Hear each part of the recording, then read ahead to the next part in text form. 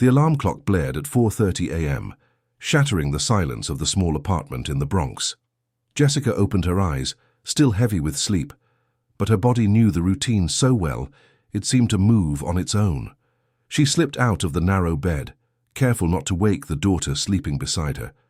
Maya was only 5, and her angelic face looked so peaceful that Jessica always felt a pang in her heart when she had to leave her. In the tiny bathroom, Jessica splashed her face with cold water, trying to wash away the exhaustion that never truly left. She looked at her reflection in the cracked mirror and saw a 32-year-old woman who looked like she carried the weight of 40. The dark circles under her eyes were a testament to sleepless nights. Her rough hands revealed years of hard work, but her brown eyes still held a determination that nothing could extinguish. It was for Maya. Everything was always for Maya. She pulled on the navy blue uniform of the cleaning company, tied her brown hair into a tight bun, and made some weak coffee. As she sipped the hot liquid, she looked at her still sleeping daughter and whispered a silent prayer just as she did every morning. That Mrs. Peterson, the elderly neighbor who watched Maya, would be okay. That the bus wouldn't be late. That she could hold on to this job for one more day. At 5:15, Jessica kissed her daughter's forehead, grabbed her worn-out bag and left the apartment. The building's hallway smelled of mildew, and the peeling walls were stained with dampness. She walked down the 4 flights of stairs. The elevator had been broken for months, and stepped out into the still dark street. The neighborhood was slowly beginning to stir. A few workers like her were already hurrying toward the bus stop. The first bus arrived packed. Jessica managed to squeeze inside, pressed between other tired passengers who shared the same fate. Jobs that started before the sun came up. The trip to Park Avenue would take almost 2 hours between the bus and the subway. She took the opportunity to close her eyes for a few minutes, leaning against a metal pole, swaying as the bus rattled over potholed streets. On the subway, the crowd was even denser. Jessica thought about Maya as she was pushed from one side to the other. The girl was growing so fast, needing new clothes that Jessica could barely afford. The public school was far, and Jessica dreamed of getting her into a better one, closer to home. But that cost money she simply didn't have. Her salary as a custodian barely covered rent, food, and transportation. When she finally emerged from the subway at Grand Central 42nd Street, the sky was beginning to lighten with shades of orange and pink. Jessica walked the 3 blocks to the imposing office building where she worked. The Anderson Tower was one of the most modern and luxurious on Park Avenue, its mirrored glass facades reflecting the sunrise as if they were made of liquid gold. 42 floors of pure corporate power. She entered through the service door in the back, where the cleaning staff was instructed to arrive. Never through the main entrance, never on the same elevators the executives used. There were clear, unwritten rules about the invisibility expected of them. Jessica greeted her colleagues with a tired nod and picked up her cleaning cart from the supply room in the sub-basement. The supervisor, Mr. Davis, a short, nervous man who always seemed to be in a hurry, handed out the day's assignments. Jessica was assigned to floors 36 through 40, the offices of the top executives at Anderson Investments, the largest asset management firm in the country. It was considered a privilege to clean those floors, as it meant less direct supervision, since the executives didn't arrive until after 8. She rode the service elevator up, watching the numbers light up one by one. When the doors opened on the 36th floor, Jessica was met with silence and luxury. The carpet was so plush her footsteps made no sound. The walls were paneled with rich wood, and contemporary art adorned every hallway. It was a world completely different from her own, separated by just a few hours and a few floors, yet it felt like another dimension. Jessica began her methodical work, emptying trash cans, wiping down desks, vacuuming carpets, polishing glass. Every movement was automatic, the result of years of experience. She cleaned the conference rooms with their long tables and leather chairs, the individual offices with their shelves full of business books she'd never have time to read, the bathrooms with their Italian marble finishes. On the 42nd floor was the office of the company's president, Richard Anderson. Jessica had never seen him in person, only in photos in the business magazines she sometimes found on the desks. He was known as one of the most successful and ruthless businessmen in America. At 39, he had transformed his family's company into a billion-dollar empire. The articles described him as brilliant, a visionary, and absolutely merciless with competitors and subordinates. His office was magnificent. A massive mahogany desk dominated the space, surrounded by genuine leather armchairs. The glass walls offered a panoramic view of New York City, the metropolis stretching to the horizon like a sea of concrete and dreams. Jessica cleaned in there with extra care, knowing that any mistake could cost her her job. She couldn't leave a smudge on the glass, a stain on the carpet, a paper out of place. By the time she finished her routine on the upper floors, it was almost 8 o'clock. Jessica went down to the sub-basement where there was a small break room for the cleaning staff.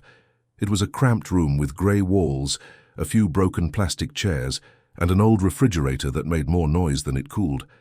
There she had a 15-minute break before starting to clean the lower floors. She sat in one of the chairs and took out the container of food she had prepared the night before. Rice, beans, and a fried egg. Simple food, but it had to last her the whole day. As she ate, she thought about Maya. By now, Mrs. Peterson should have woken the girl up, given her breakfast, and taken her to the public pre-K. The neighbor was a blessing in her life, a 70-year-old woman who charged only a symbolic amount to look after Maya. Jessica was finishing her meal when her old cell phone rang. Mrs. Peterson's name appeared on the small, cracked screen. A chill ran down her spine. The neighbor never called during work hours unless it was an emergency. With trembling hands, Jessica answered. Mrs. Peterson's weak voice on the other end of the line confirmed her worst fears. The elderly woman had felt sick during the night, had a high fever, and could barely get out of bed. She wouldn't be able to watch Maya today. Jessica's heart pounded. She asked about her neighbor's health, offered help, but her mind was already panicking, calculating the possibilities. She had no one else. Her family was in rural Alabama, over 1,000 miles away. The other neighbors either worked or she barely knew them. She couldn't leave a 5-year-old child home alone, but she couldn't miss work either. Mr. Davis had already warned her twice in the last month for minor tardiness caused by issues with Maya. He had made it clear that a third warning would mean immediate termination, and Jessica knew that firings at the company were swift and cruel. No severance, no chances, no second opportunities. She couldn't afford to lose this job. The rent was late. Bills were piling up. Maya needed new shoes. Jessica hung up the phone and sat there, paralyzed by indecision. She looked around the dirty, cramped room at the walls that seemed to be closing in on her. She thought of her daughter, alone at home, scared, maybe hungry. She thought of the bills, the rent, the constant threat of eviction that hung over their heads. She thought of how many times she had sacrificed, how many nights she had cried silently in the bathroom so Maya wouldn't see. And then she made a decision, a desperate, risky decision. That could cost her everything, but she was a mother before she was an employee. She picked up the phone again and called Maya, instructing the girl to get dressed quickly, grab her backpack with her toys, and wait by the door. Jessica was coming to get her. An hour later, mother and daughter were back at the building. Jessica had spent her lunch money for the entire week on a cab to pick up Maya and get back quickly, before anyone noticed her prolonged absence. The little girl was excited about the unexpected trip, not understanding the gravity of the situation. Jessica entered through the service door, holding Maya's small hand tightly. Her heart was beating so hard she was sure everyone could hear it. She went straight down to the sub-basement, to that cramped break room.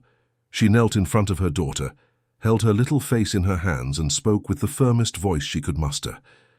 Maya had to stay there quietly, playing with her toys. She couldn't leave the room for any reason. She couldn't make any noise. She had to be invisible, just like Mommy was every day. Jessica promised she would come, back every hour to check on her, that she would bring food, that this was just for today. Just for today. The girl nodded with her big, trusting brown eyes, not fully understanding, but wanting to please her mother. Jessica left Maya with her backpack of toys, some crackers from her bag, and a small bottle of water. She locked the door from the outside, using a spare key she knew was kept for the room, and went back to work with the weight of guilt crushing her chest. The next few hours were the longest of her life. Jessica.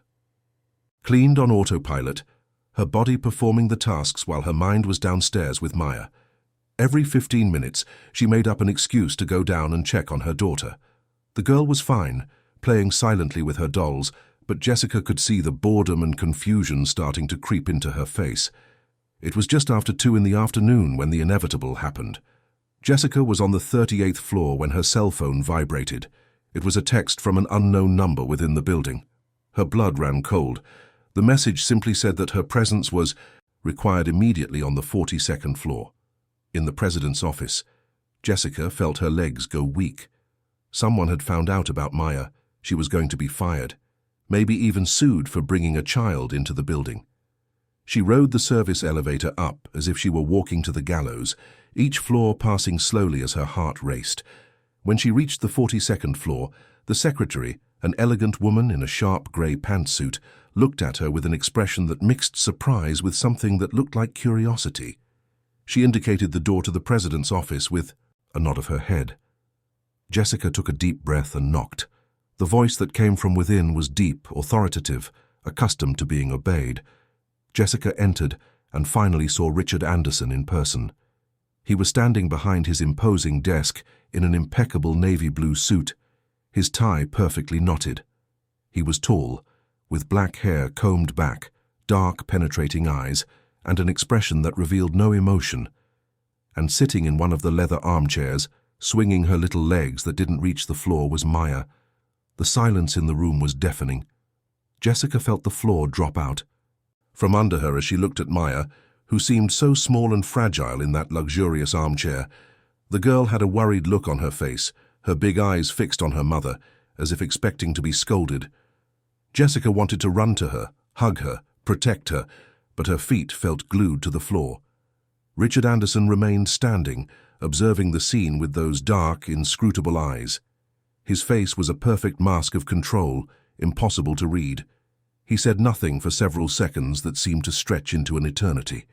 Jessica felt her hands tremble, and hid them behind her back, trying to maintain some dignity in this moment of complete humiliation. It was Maya who broke the silence. With the characteristic innocence of a 5-year-old, she jumped down from the armchair and ran to her mother, hugging her legs tightly. Jessica looked at the president, waiting for the explosion of anger, the harsh words, the summary dismissal. But he just continued to watch, now with a slightly different expression, something she couldn't identify. "Mr. Anderson, I'm so sorry," Jessica began, her voice coming out shaky and low. "I had no choice. The person who watches, my daughter got sick and I couldn't miss work. I swear this has never happened before and it will never happen again. Please, I need this job. Please." The words tumbled out, desperate. Jessica felt tears burning her eyes, but refused to let them fall. Not here, not in front of him. Maya hugged her legs even tighter, sensing her mother's desperation without fully understanding the situation. Richard finally moved. He walked to the front of the desk and leaned against it, crossing his arms over his chest. His expression was still impenetrable, but when he spoke, his voice had a different tone than Jessica expected. He wasn't yelling, he wasn't threatening. He was just observing with an almost clinical curiosity. "How did she get out of the room?" he asked, his deep voice echoing in the spacious office. Jessica swallowed hard. "I don't know, sir. I locked the door. She was supposed to be downstairs." She looked at Maya with a mixture of confusion and concern. Maya, still clinging to her mother's legs, looked up at Richard with those big eyes and said with the brutal honesty of children, "I got bored. The door had a key on the other side. I saw it through the keyhole, so I took a piece of paper and pushed the key out. It fell on the other side, and I pulled it under the door." Despite the gravity of the situation, a flicker of something crossed Richard's face. Maybe surprise, maybe even a trace of admiration for the child's ingenuity. But it was gone so quickly that Jessica wasn't sure she'd really seen it. "And how did you get up here?" he asked, now looking directly at Maya. The girl shrugged. "I took the elevator. I pushed the highest button because I wanted to see the city from way up high. My mum always says you can see everything from up here." Jessica closed her eyes, mortified. Of course Maya would do exactly that. The girl had always been curious, adventurous, impossible to keep still for long. How could she have thought locking her in a room would work? The president turned his attention back to Jessica. "When she showed up here," he began, "I was in the middle of a meeting with my executives, an important meeting about closing a $10 million deal." He paused, letting the weight of those words hang in the air. Jessica felt her stomach churn. $10 million. She couldn't even conceive of that much money, and she had ruined that meeting.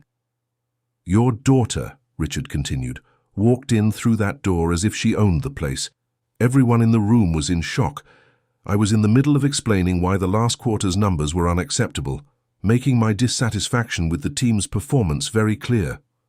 He stopped speaking again, and Jessica realized with growing horror that the situation might be even worse than she imagined. Maya hadn't just interrupted a meeting, she had interrupted the president in the middle of a reprimand. "And then," Richard said, his voice now carrying a tone Jessica couldn't identify, "your daughter did something that no one in this company has ever had the courage to do in all the years I've worked here." Jessica looked at him confused. What had Maya done? The president turned and walked to the window, his back to them, as he looked out over New York below. When he spoke again, his voice was strangely restrained. "She climbed onto a chair, came over to me and pulled on my tie to make me bend, down to her level." He paused as if still processing what had happened, and then she looked me in the eye and said, with the utmost seriousness, that I was being very rude, that real men don't yell at people, that her mommy works much harder than everyone in there and never yells at anyone. The silence that followed was absolute. Jessica couldn't breathe. She couldn't process what she had just heard. Maya had done that. Her shy, obedient daughter had scolded the president of a billion-dollar company. Richard turned back to face them. There was something in his face, now an expression that looked almost vulnerable, if that were possible for a man like him. No one in the room dared to move. No one breathed. "And I," he continued, "was completely speechless. For the first time in my adult life, I had no response." He walked back to his desk and sat down, gesturing for Jessica to sit as well. She obeyed mechanically, pulling Maya onto her lap, as if she could shield her from what was to come. The girl snuggled against her mother's chest, beginning to realize that something serious was happening. "Mr. Anderson," Jessica began again, her voice breaking, "I have no words to apologize. My daughter doesn't understand. She didn't know. Please don't blame her for this. It's all my fault. Fire me if you have to, but please don't be angry with her." Richard watched her for a long moment. Then, surprisingly, he opened a drawer of his desk and took out a chocolate bar. He held it out to Maya, who looked at her mother for permission. Jessica, still in shock, nodded slightly. "I'm not angry with your daughter," Richard said, his voice softer now. "In fact, she said something no one else has had the courage to say." He leaned back in his chair, watching Maya eat the chocolate with wide-eyed delight. Jessica didn't know what to think. She didn't know what to feel. Was this real? The president of the company was giving her daughter chocolate and saying he wasn't angry.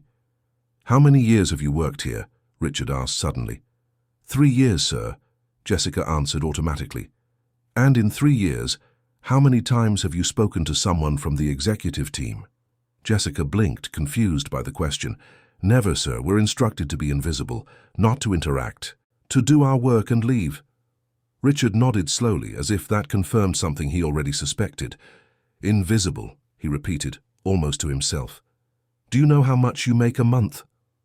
The question caught Jessica by surprise. "About $1,800, sir. Why do you ask?" "And how much do you spend on transportation?" Jessica hesitated.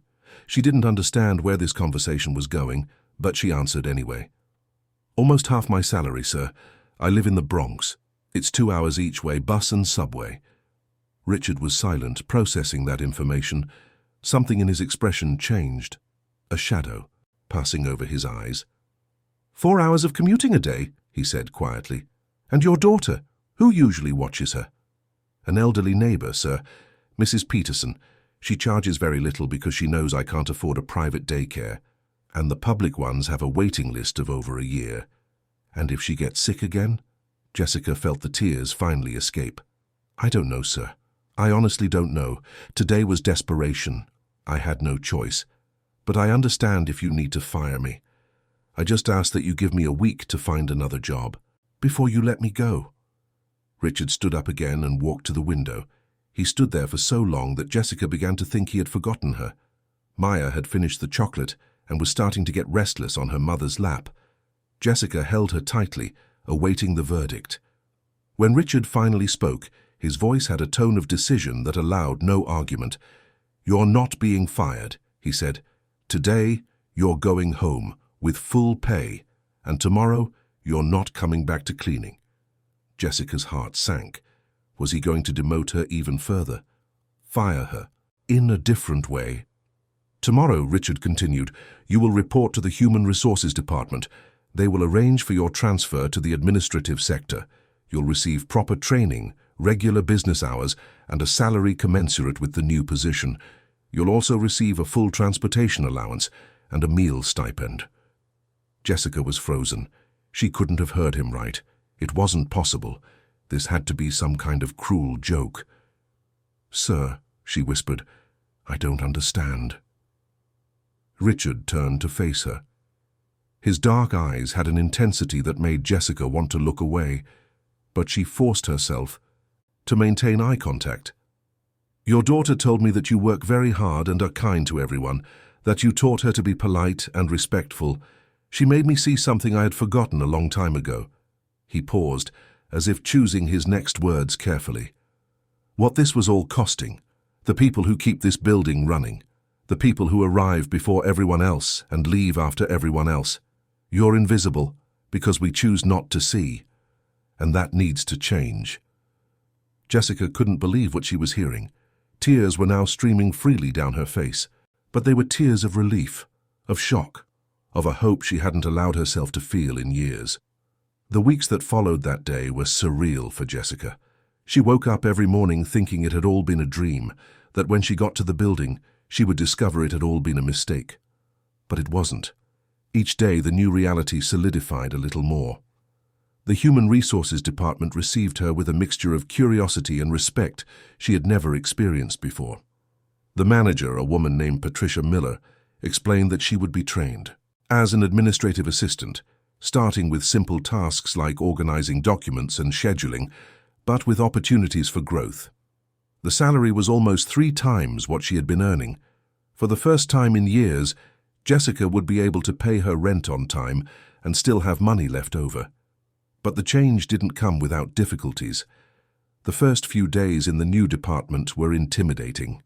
Jessica felt completely out of place, surrounded by people who talked about things she didn't understand, using computers with an ease she didn't possess. Her colleagues watched her with poorly disguised curiosity.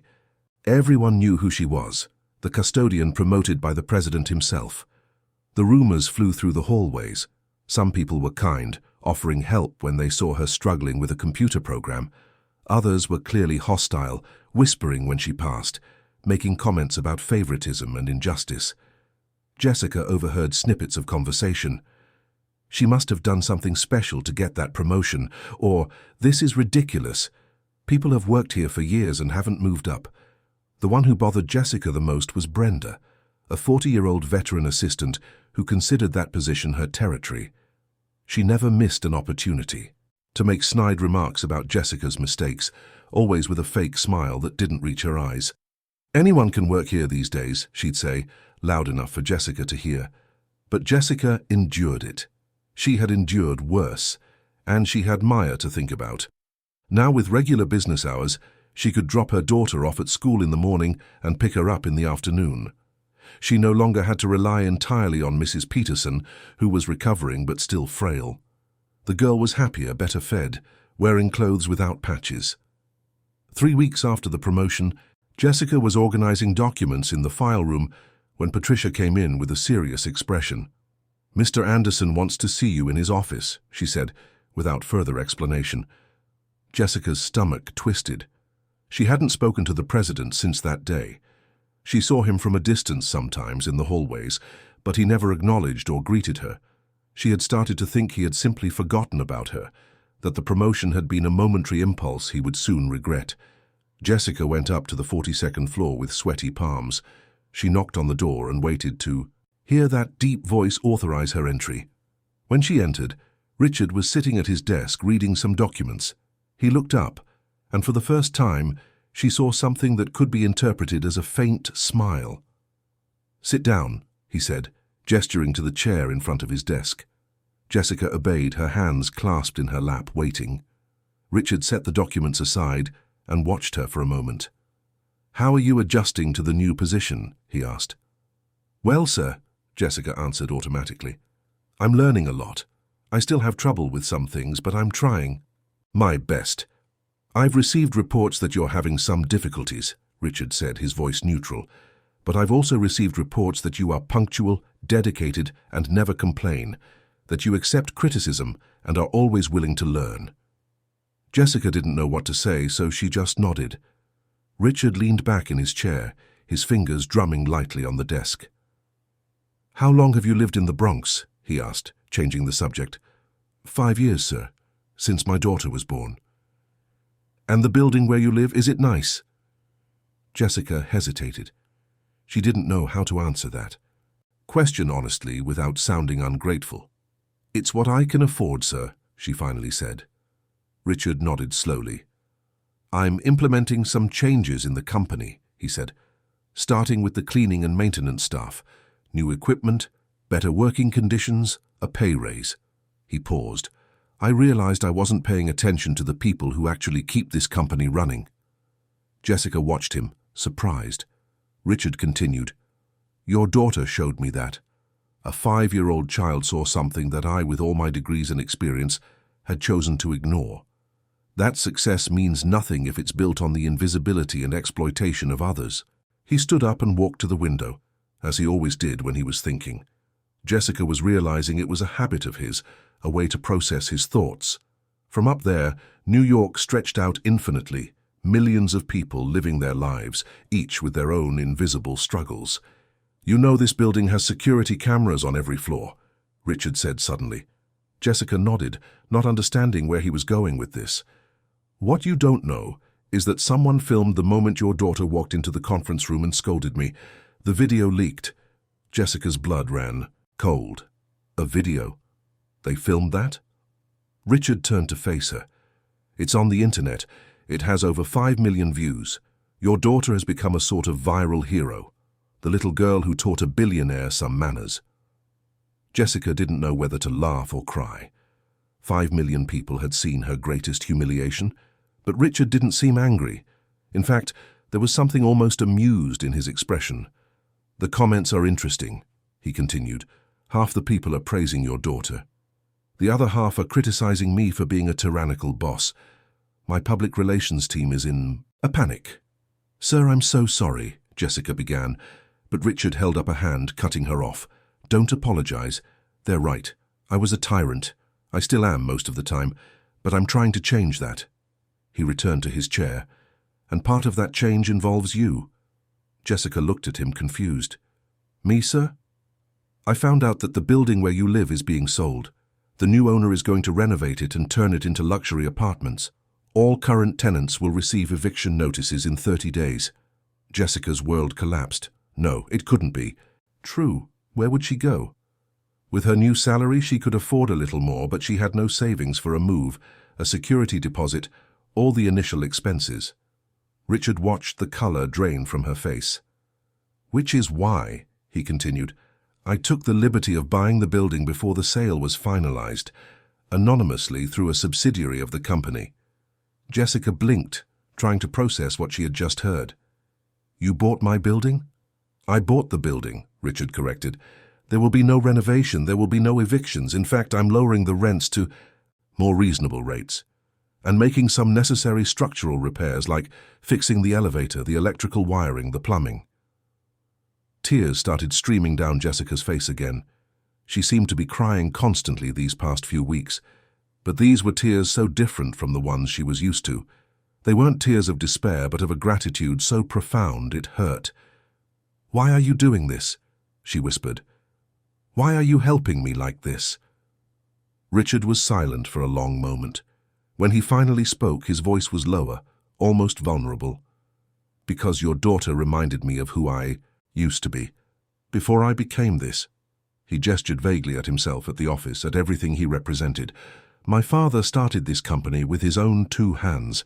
He knew every employee by name. He knew their families. When he passed away 10 years ago, I took over and turned this company into something much bigger, much more profitable. But I lost something essential in the process. I lost my humanity."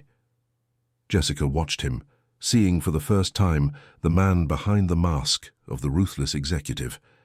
There was pain there, a vulnerability he was clearly not used to showing. "I don't have a family," Richard continued. "I don't have children. I've dedicated my entire life to building this empire, and now I realize I have no one to share it with. Your daughter, with her innocence and brutal honesty, showed me what really matters, and I'd like to thank her personally." Jessica wiped her tears with the back of her hand. "You want to meet Maya? If you'll allow it, maybe lunch on the weekend, something informal, no strings attached." Jessica hesitated. This was starting to feel strange, almost dangerous. Richard noticed her hesitation and quickly added, "I'm not trying anything inappropriate. I know this must seem strange, but your daughter affected me in a way I can't fully explain.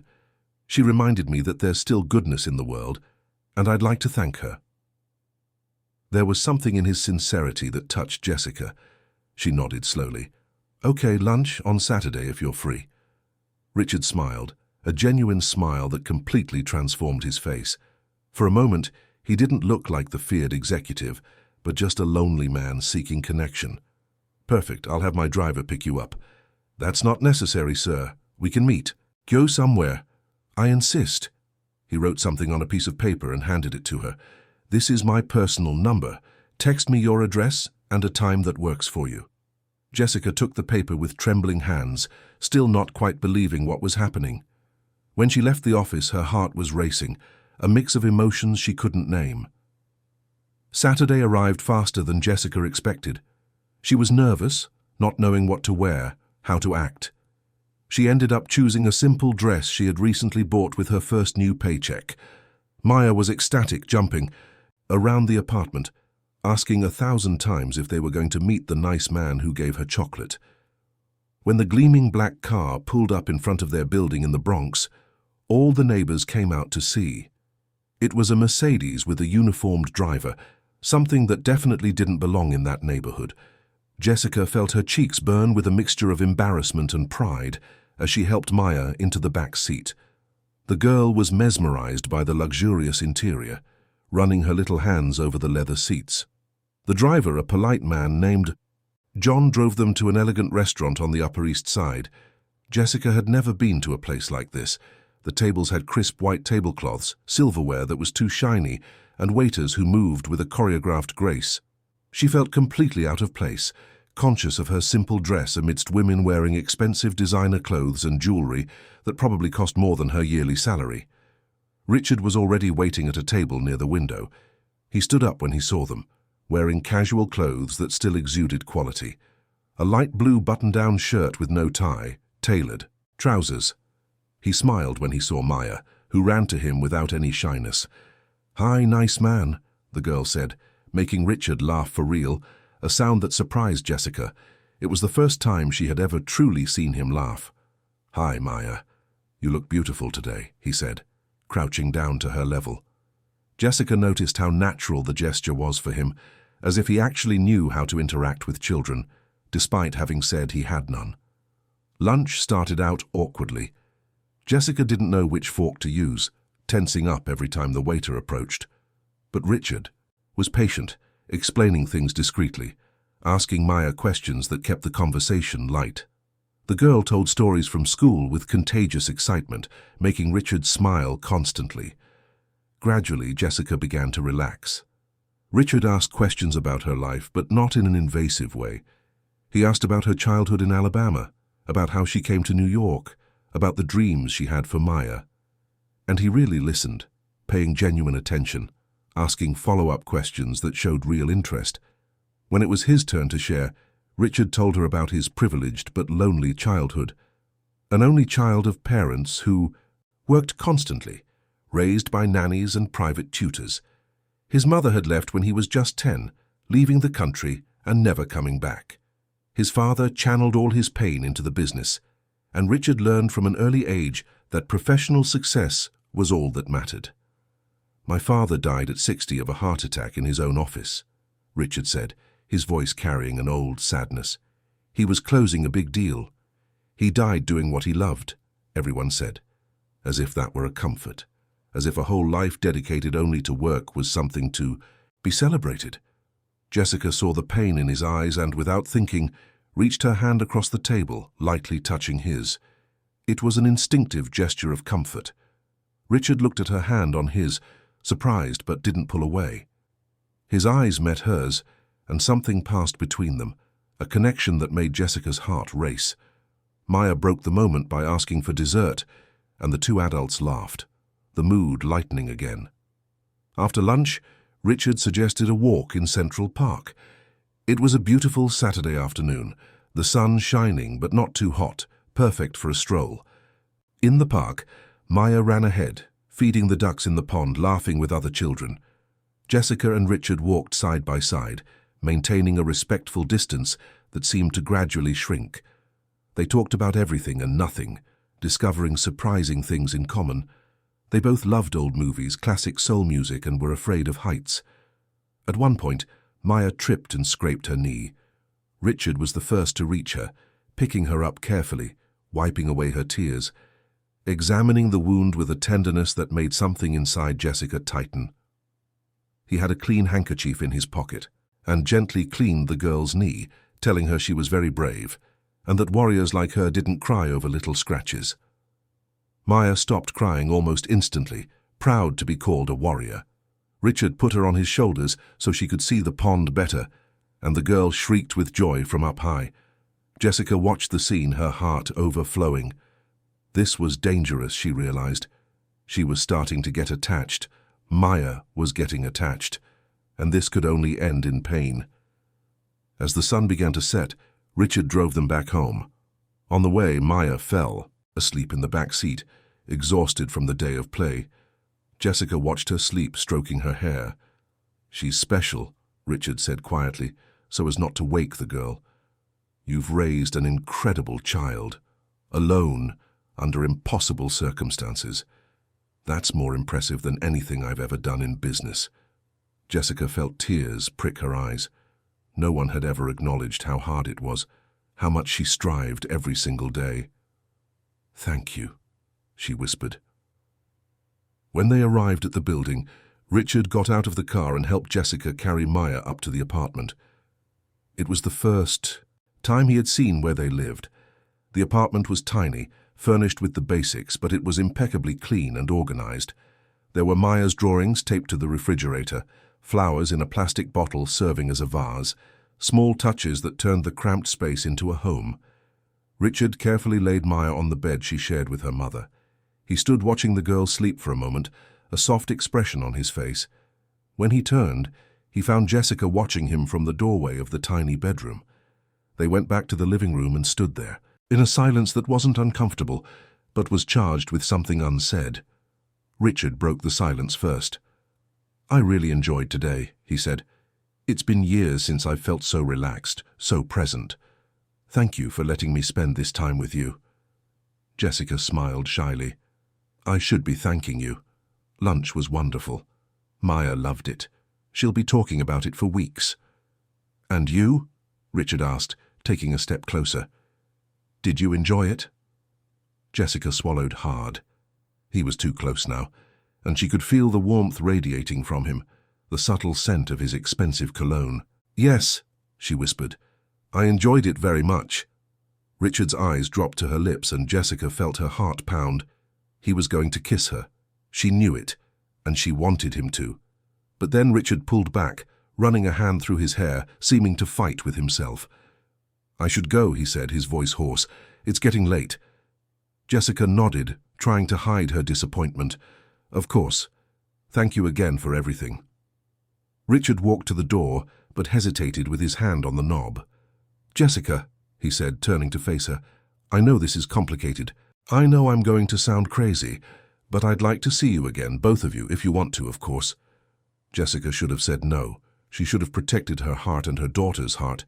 This man lived in a completely different world from hers. This could never work. But when she opened her mouth, what came out was, "I'd like that very much." The smile that lit up Richard's face was genuine and transformative. "Great. I'll call you during the week."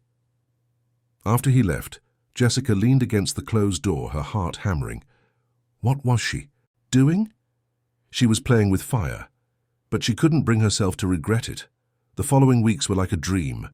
Richard called her almost every day, always at night after Maya was asleep. They would talk for hours about everything. He told her about the pressures of work, about the difficulties of implementing changes in such a large company.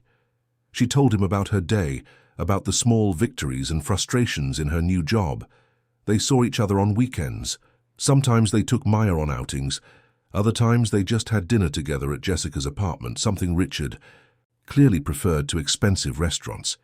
He loved the simplicity of that space, the feeling of home he had never experienced in his luxury penthouse. Jessica realized she was falling in love. She couldn't help it. Richard was attentive, funny when he relaxed, and gentle with Maya. He treated her as an equal, never making Jessica feel inferior because of her humble background. And there was the way he looked at her, as if she were the most important person in the world. But reality always found a way to intrude. It was on an ordinary Monday that the perfect world Jessica was building began to crack. She was in the office organizing reports when she overheard two colleagues talking near the coffee machine. They didn't know Jessica was there, hidden behind a tall filing cabinet. "Did you see the news?" one of them said, keeping her voice low but not low enough. "Richard's ex-fiancée is back in the country." The other let out a dramatic sigh. Victoria Montgomery. Of course she'd come back now that he finally seems interested in someone else. Jessica felt her stomach drop. Ex-fiancée? Richard had never mentioned an ex-fiancée.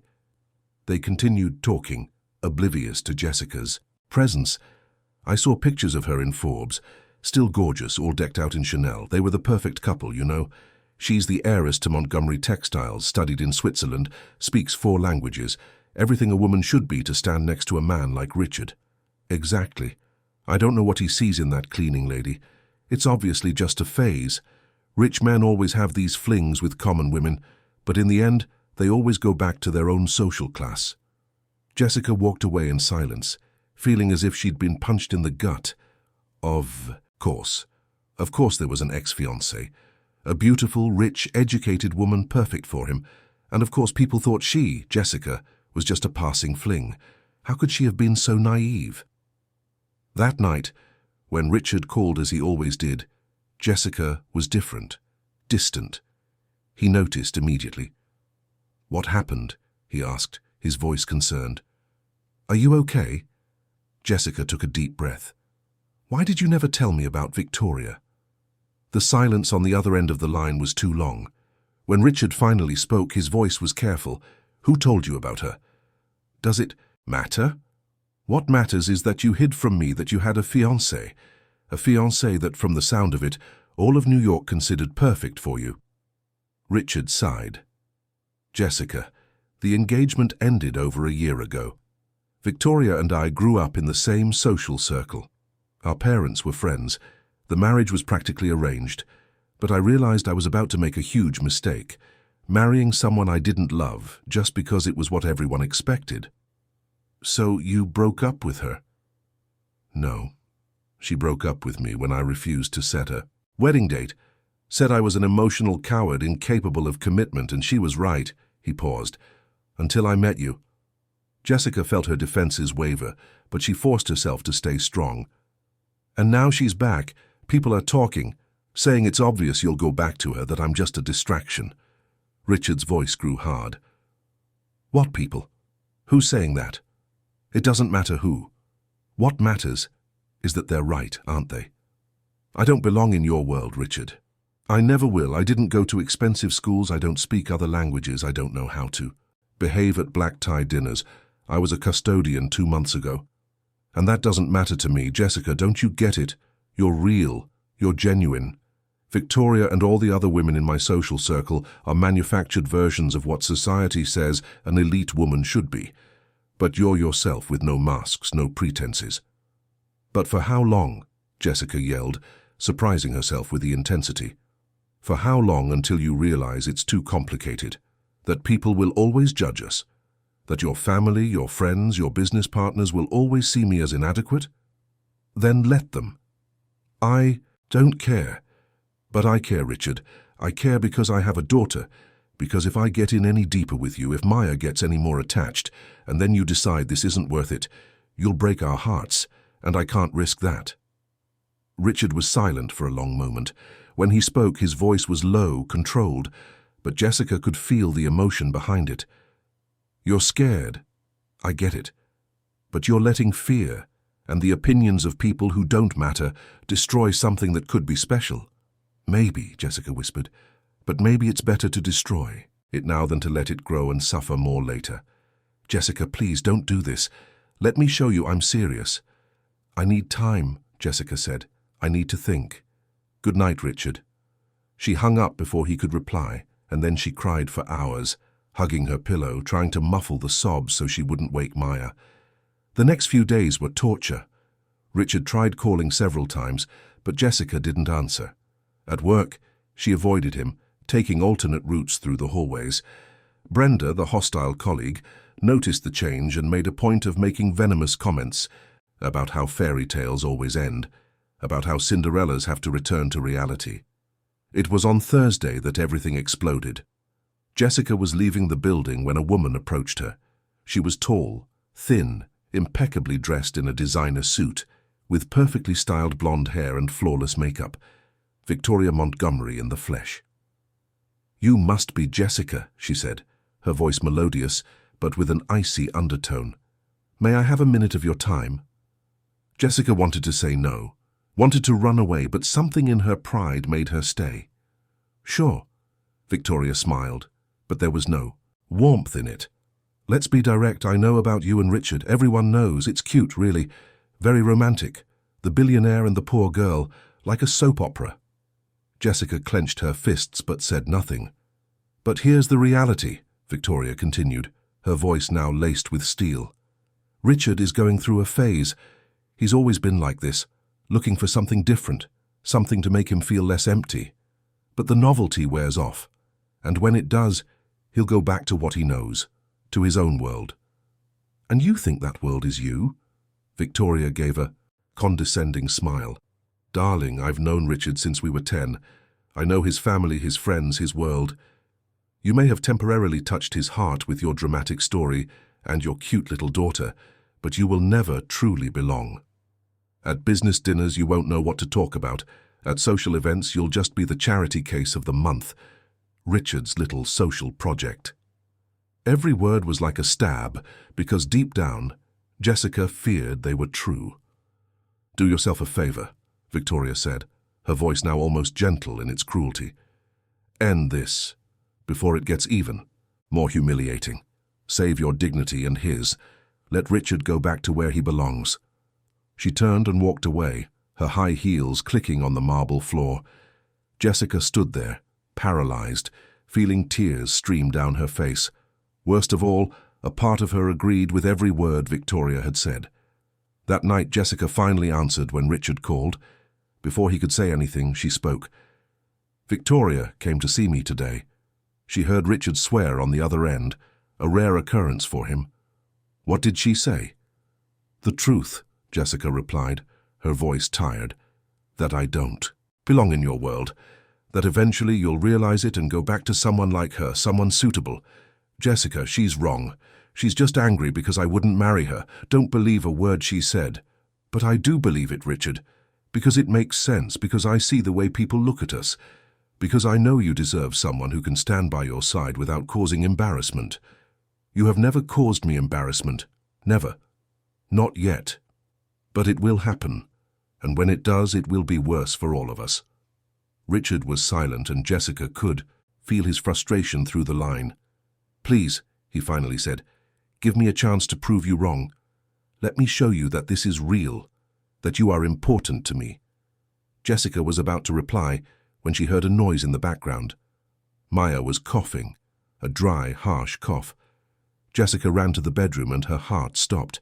Maya's face was covered in red blotches, her whole body shaking. "Richard, I have to go," she said, panic taking over. "Maya's sick." She hung up and scooped her daughter into her arms. Maya was burning with fever, the rash spreading rapidly across her body. Jessica knew that rash, that reaction, a severe food allergy, but Maya had never been allergic to anything before. With trembling hands, Jessica tried to call 911, but the line was busy. She picked Maya up and ran down the stairs, the elevator still not working, 4 flights with a child in her arms. On the street, she tried to hail a cab, but none would stop. Jessica was on the verge of despair when she saw the headlights of a car screeching to a halt in front of her. It was the black Mercedes. Richard jumped out of the driver's seat before the car had even fully stopped, running toward her. His eyes widened when he saw Maya, the rash, the fever. He didn't ask any questions. He just gently took Maya from Jessica's arms, placed her in the back seat, and helped Jessica get in. Then he drove as if he were racing for the child's life, which in fact he was. He grabbed his phone and called someone, giving quick instructions, talking about severe allergies, anaphylactic shock, emergency prep. They reached Mount Sinai Hospital in less than 15 minutes, a trip that would normally take 40. A medical team was already waiting at the entrance. Richard had called ahead, using his influence to ensure immediate attention. Maya was rushed inside, doctors and nurses moving with controlled urgency. Jessica tried to follow, but a nurse gently stopped her. "You need to wait here, Ma'am. They'll take good care of her, I promise." Jessica collapsed into a chair in the waiting room, her entire body shaking. Richard sat beside her, took her hand, and held it firmly. He said nothing, just sat there, solid and present, and Jessica realized it was exactly what she needed. Not empty words of comfort, but just someone to be with her in that terrible moment. The hours dragged on. Doctors came and went, their faces serious but not desperate, which Jessica chose to interpret as a positive sign. Richard didn't leave her side for a second. When she started shivering from the cold, he took off his suit jacket and draped it over her shoulders. When she realized she hadn't eaten all day, he brought a sandwich from the hospital cafeteria and convinced her to eat a few bites. Finally, after what felt like an eternity, a doctor came. To them. Maya had suffered a severe allergic reaction to shrimp, apparently something she had eaten at school without knowing. The reaction was severe, but they had managed to stabilize her in time. She would be kept for observation overnight, but she was out of danger. Jessica burst into tears of relief and Richard held her, letting her cry against his chest. "You can see her in a few minutes," the doctor said gently, before walking away. When Jessica finally entered the room, Maya was pale but awake, hooked up to several monitors but with her brown eyes shining when she saw her mother. "Mommy," she said in a weak voice, "the nice man came to get us really fast, didn't he?" Jessica laughed through her tears, kissing her daughter's forehead repeatedly. "Yes, my love. He came very fast." "He's like a superhero," Maya continued. "He saved us." Jessica looked back and saw Richard standing in the doorway, watching the scene with an expression so full of tenderness it made her heart ache. "Yes," Jessica whispered. "He saved us." In the hours that followed, while Maya slept, Richard remained at the hospital. He made calls, arranged for a more comfortable, private room, and ensured the best medical team was overseeing her case. But more importantly, he was simply present. Sitting in the uncomfortable hospital armchair, tie loosened, hair disheveled, he looked nothing like the powerful executive. He just looked like a man deeply worried about a child he clearly loved. It was in the middle of the night, with Maya sleeping peacefully and the monitors beeping softly, that Jessica finally spoke. "I was wrong," she said quietly. "About us, about you going back to your world. A man who's just going through a phase doesn't drop everything to rush to the aid of a child who isn't even his." Richard stood up and came to her, kneeling beside her chair to be at eye level. "Jessica," he said, his voice hoarse with emotion, "when you hung up the phone and I heard the panic in your voice, my entire world stopped. The only thing that mattered was getting to you, nothing else, not the company, not the deals, not what people would think, just you two." He took her hands in his. I know our worlds are different. I know it won't be easy. But I don't care about easy. I care about real. And you and Maya are the most real thing that has ever happened in my life." Jessica felt the tears start again. "And Victoria? And all the people who will judge us? Victoria is part of my past, a past I don't want back. And as for the people who judge us, they don't pay my bills and they don't sleep in my bed. Their opinions don't matter. But your family, your partners, then they'll have to learn to accept it. Because I'm not giving up on you, not without a fight." The sincerity in his eyes, the conviction in his voice, finally broke down Jessica's last barriers. She leaned in and kissed him, a soft kiss, full of promise and hope. When they pulled apart, they were both smiling through their tears. The following days brought changes. Maya was discharged from the hospital with strict instructions about her new allergy. Richard not only paid all the medical bills, but also arranged for a top-tier health insurance plan for Jessica and Maya. And then, surprising everyone, he did something even more dramatic. He called a press conference. Jessica begged him not to, but Richard was determined. "It's time to stop hiding," he said. "It's time to show the world who really matters to me." The conference was packed with journalists, all expecting to hear about the company's new investments or a major merger.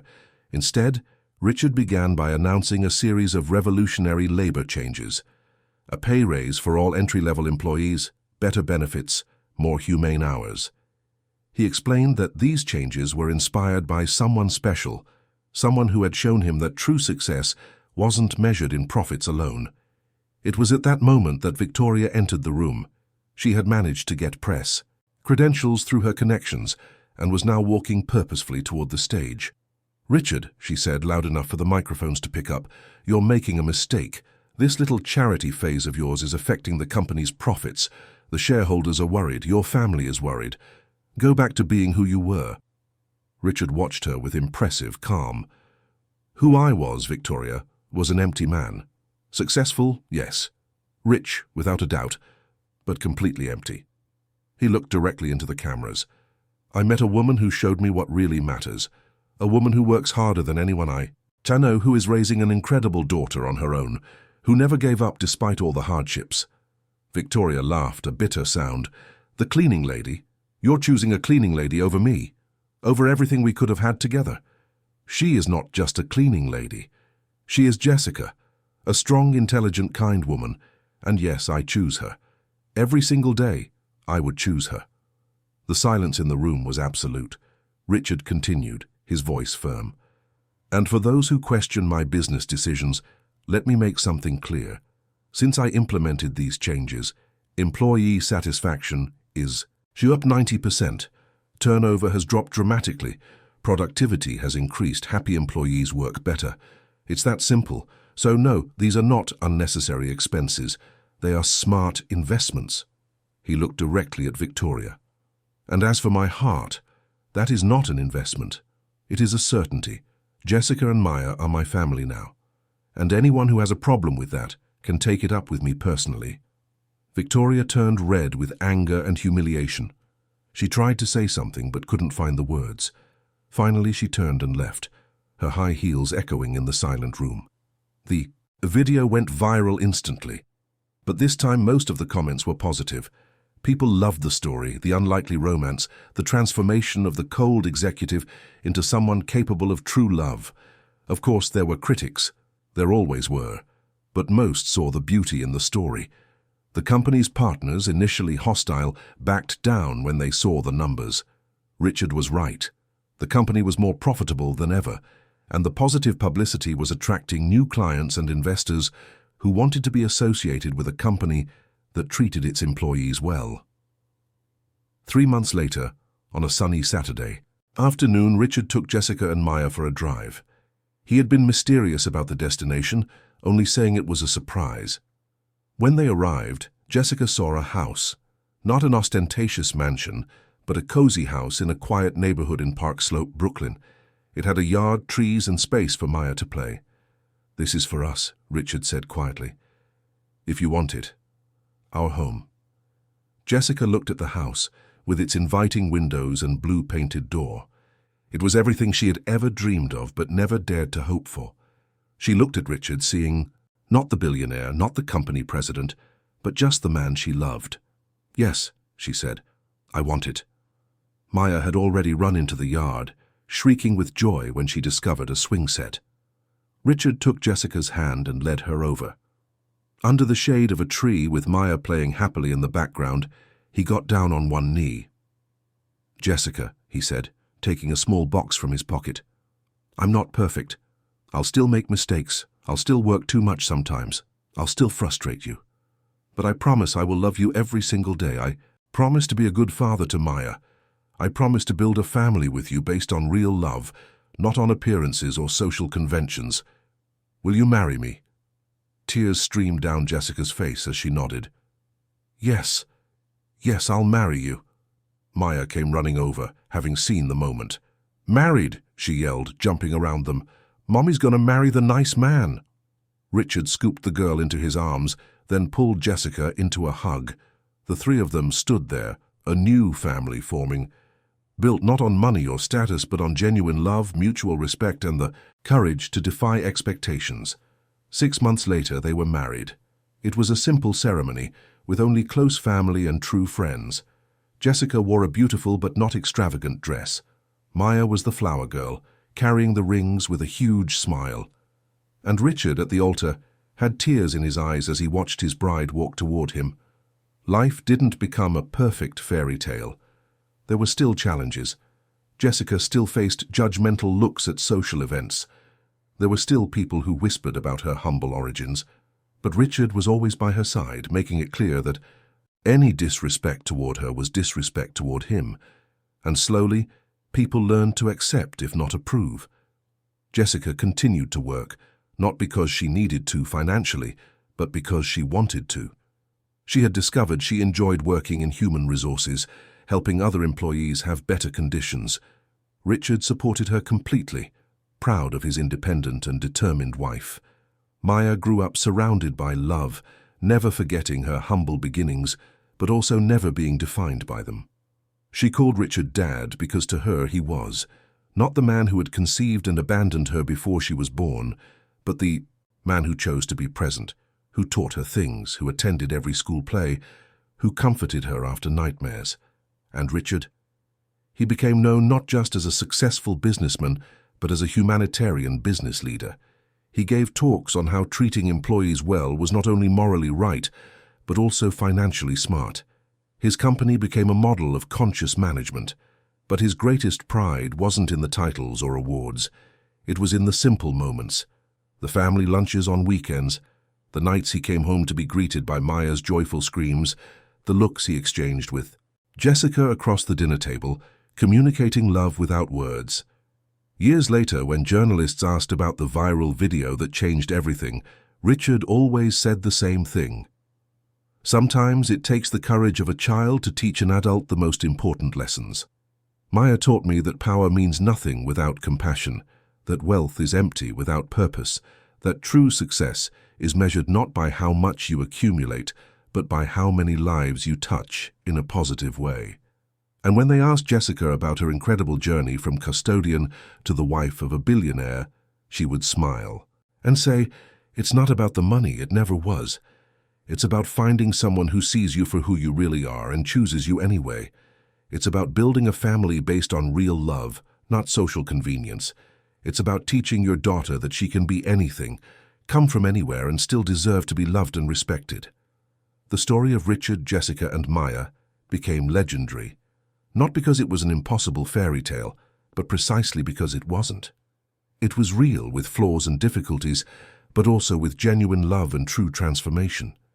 It was proof that the biggest changes often come from the most unlikely places, and that sometimes all we need is a brave child to remind us of what really matters.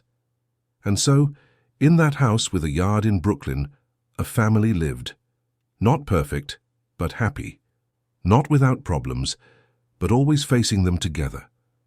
Proving every day that true love knows no social barriers, that kindness transforms more than money, and that family is made not of blood, but of choice. End of story.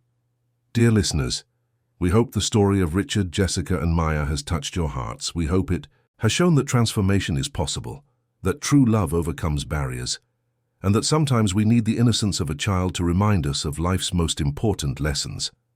If you were moved by this journey, please leave a like and subscribe to our channel so you don't miss the next stories we've prepared with so much care. Share in the comments if you've ever been in a situation where you had to be brave enough to follow your heart, challenging society's expectations. We'd love to hear your stories. Until the next narrative, and remember, true love always finds a way.